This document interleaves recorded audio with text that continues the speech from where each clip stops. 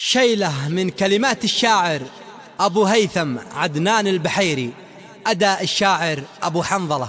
يا قول أبو هيثم بلاد راعها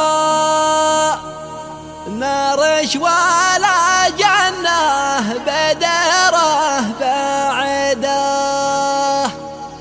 بين الشتاء والصيف نسمة تلقاها، ورد الربيع اللي تأخر بارده. قالوا عافي قلت لاني معها، قالوا تمنى قلت حضن الساعده. يا قول أبو هيثم بلاد راعها نارش ولا جنة بدره بعده، بين الشتاء والصيف نسمة تلقاها، ورد الربيع اللي تأخر برده. قالوا عوافي قلت لاني معها، قالوا تمنى قلت حضن الساعده. أمسيت أحاور قلبي اللي هواها، للنفس مرتاحة ولا مستفده، وانا سهل اللي بلاني غارها، وانا المعنى واخذ اللي ترده. قالوا دمها العالية في سماها، ومدلله بين النجوم الواحده. ما هي من اللي بالمفتن تباها، أخلاقها أذرى الحضارة رصيده، للذوق من هالمان ينافس رضاها، متميزة بكل خصلة باردة.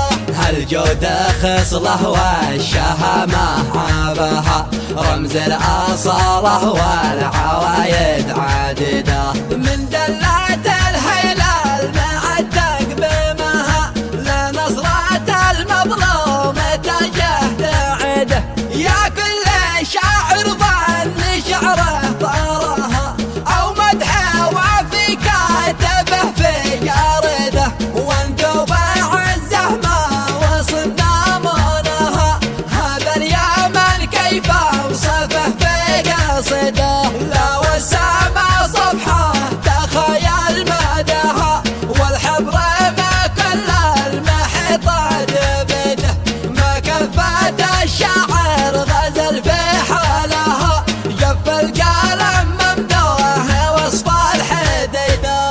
قال أبو هيثم بلاد راعها نارش ولا جنة بدره بعده، بين الشتاء والصيف نسمة تلقاها، ورد الربيع اللي تأخر برده.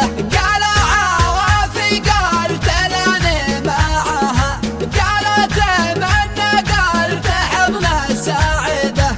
أمسيت أحاور قلبي اللي هواها، للنفس مرتاحة ولا مستفده، وانا سهل اللي بلاني غارها، وانا المعنى واخذ اللي ترده.